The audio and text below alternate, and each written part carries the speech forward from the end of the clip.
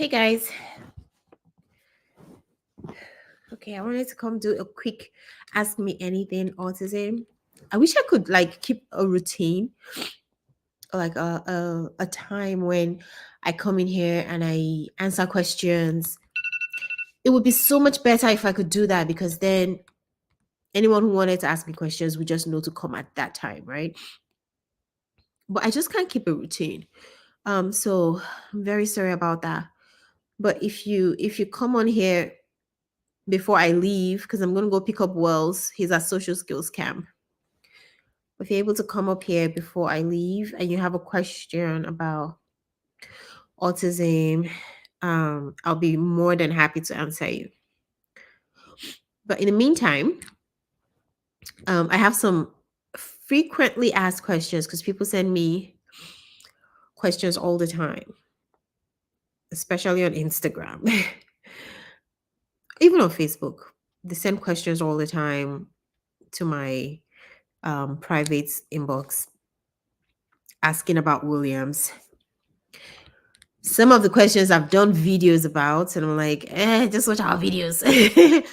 But I have to answer them because I know what it's like um to get a diagnosis for your child for autism. Um, we all like get frantic and we're looking for answers. So I try to answer anyone who sends me something on my inbox because I just want to be there for you guys. Because I know how it is. So anyway, so if you have a question for me, just type it in the chat and I'll be more than happy to answer. But in the meantime, like I said, I'm going to answer some of the questions that they sent to me on my inbox. So one of the frequent questions that I get is, when did Will start talking? Again, like I said, I've said this in many videos, but people keep asking me on my inbox, like, when did Will start talking? When did he start talking?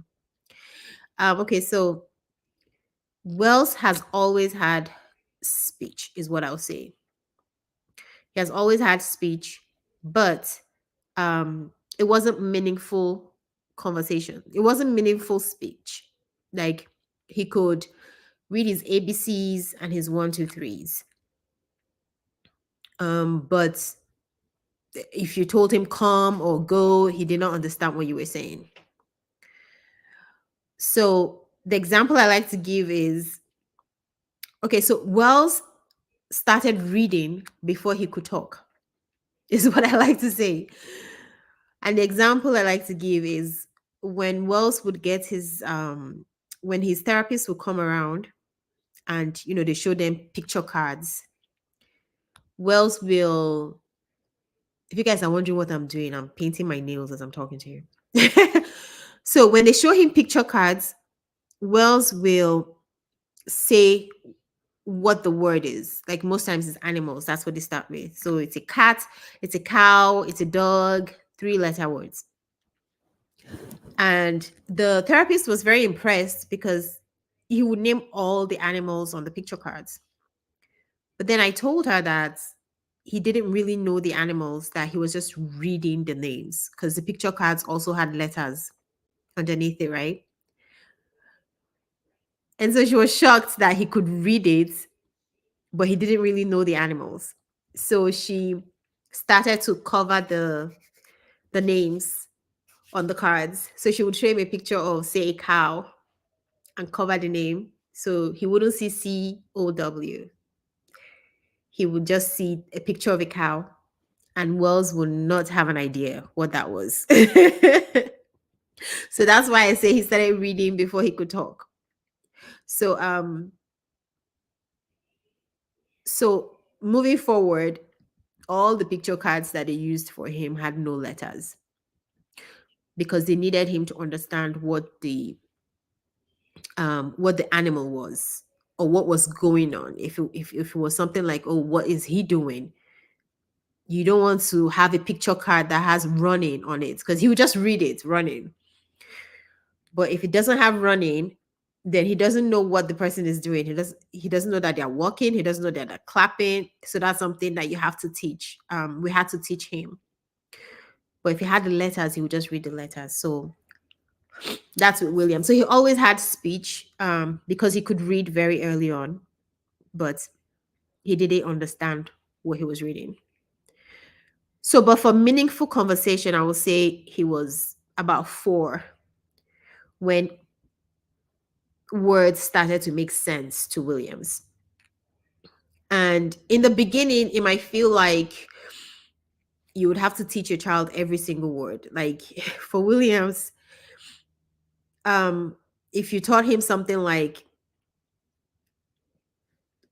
go to the door, for instance, and you showed him, like you held his hand and you showed him how to get to the door, and then you taught him something like go to the couch, he would not know what to do because you only taught him go to the door. This was how it was in the beginning. So in the beginning, I thought that I had to teach Williams every single thing.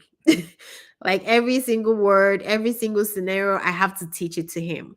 But the therapist assured me that over time it would register to them that when you say go, it can be applied to different things. It's not just door in this instance, right?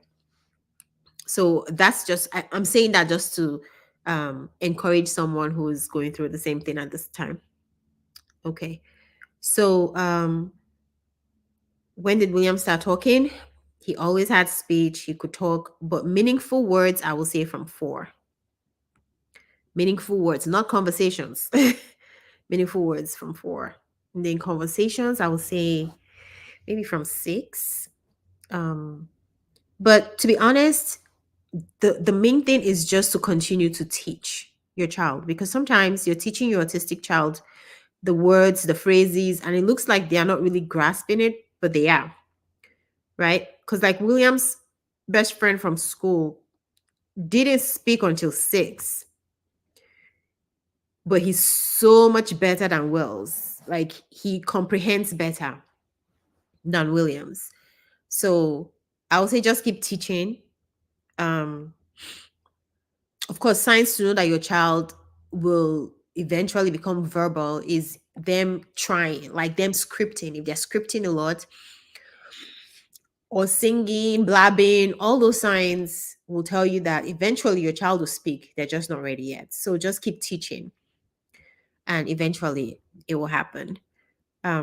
Sometimes they're just assimilating and just storing up everything that you're teaching them, you know. And like I said, like I always say, let them script. If your child is scripting, let them script. Do not discourage scripting, because scripting just helps them build more vocabulary. It helps them put more words in their what will I call it? I don't want to say dictionary, but like in their folder of words that they have in their brain, right? It helps them put more words in there when they script. Um, Gives them more confidence when they script as well. Because say for instance they heard something in a movie.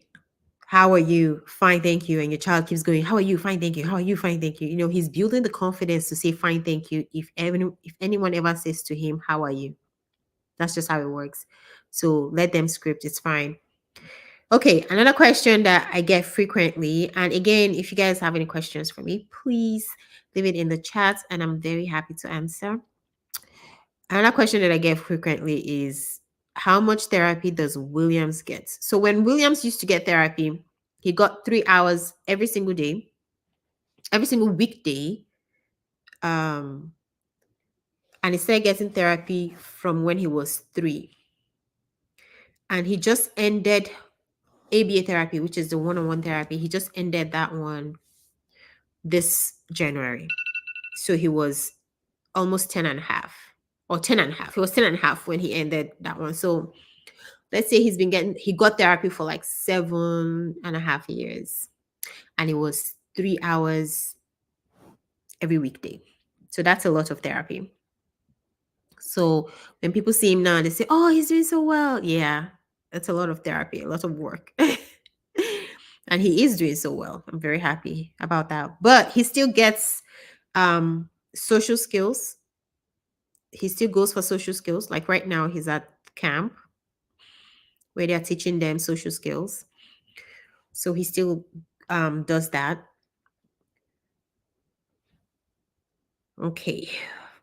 So if your child is not receiving therapy yet, consider that, because that helps. That helped Williams. And if your child is getting therapy, but say you're in a country where, I don't know, their practice is that you don't sit in on the therapy. I don't understand it, but that's the gist I'm hearing, especially in like my home country, Nigeria. The people I've talked to, they said the therapist won't let them in the room to sit in during therapy, which is crazy to me, because over here they want you in the room because they need you to learn what they're teaching, right? Because when they leave, they want you to be able to practice the same thing with your child. So it's crazy to me that in certain countries, they don't let you stay in the room when they're giving therapy.